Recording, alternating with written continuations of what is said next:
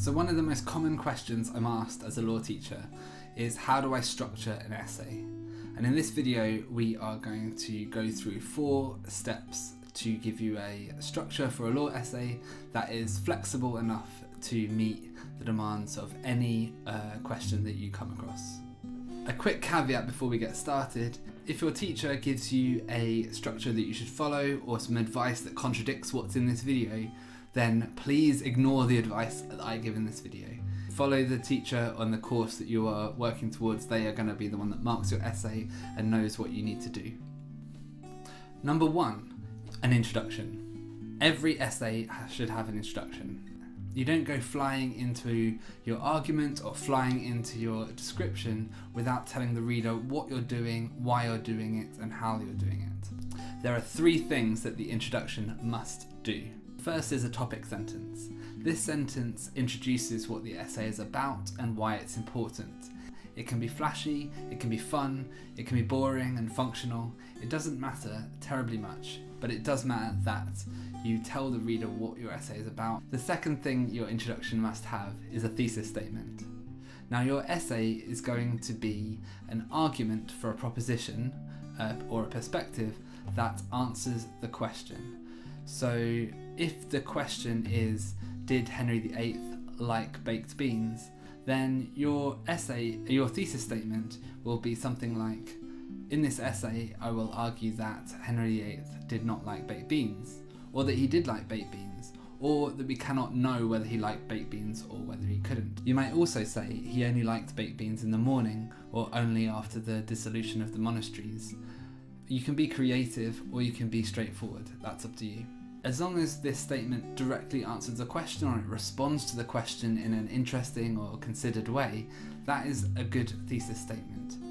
You don't want the reader guessing what the argument is going to be all the way through. It will be really helpful for your reader to know what your essay is going to be arguing for, because it will help them navigate and understand your moves through the essay. The third thing your essay has to do is have a structure outline. So your essay so far has introduced the topic and the thesis statement, the argument of your essay. And now what you need to do is tell the reader how you are going to argue for that conclusion.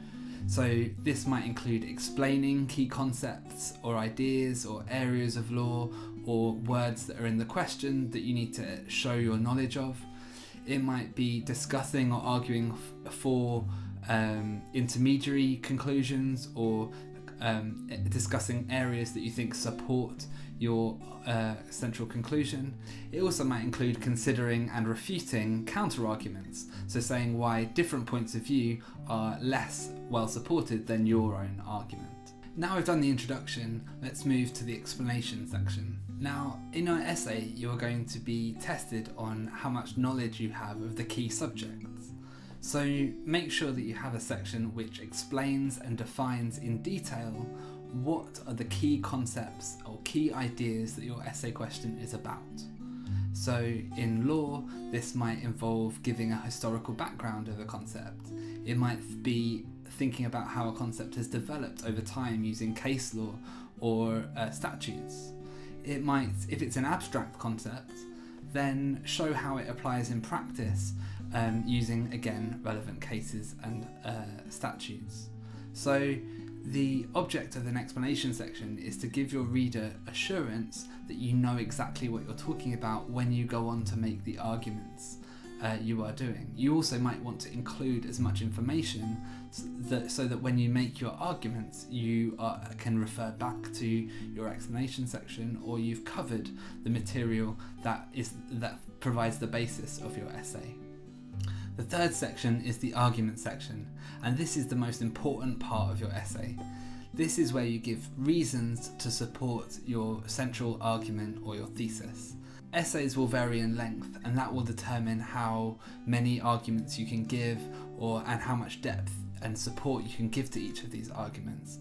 But the important thing is that everything you put into this essay is evidenced using case law or academic commentary of some kind, probably both.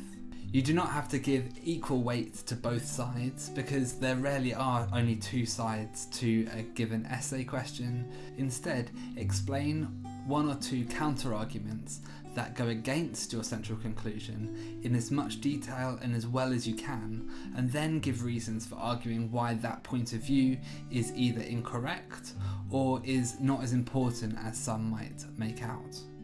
In your argument section, and really throughout the entire essay, it's really useful to use linking sentences or signposting sentences to explain to the reader why it's relevant to move from one topic to the next in a way that supports your argument. The fourth and final part of your essay is obviously your conclusion, and your conclusion should be short and sharp and should explain why the body of your essay, why the arguments that you've presented in your essay give a good reason for believing your thesis statement that you put in your introduction. It should not introduce any new ideas and should round off your essay in a clear and interesting way. So that's a very basic way of structuring an essay, and from here you can experiment to see what works for your style and what works for your course.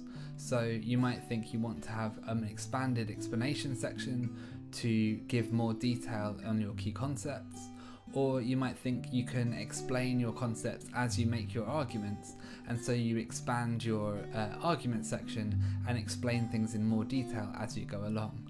Those things are perfectly possible and will help you develop your own style and own approach to your subject.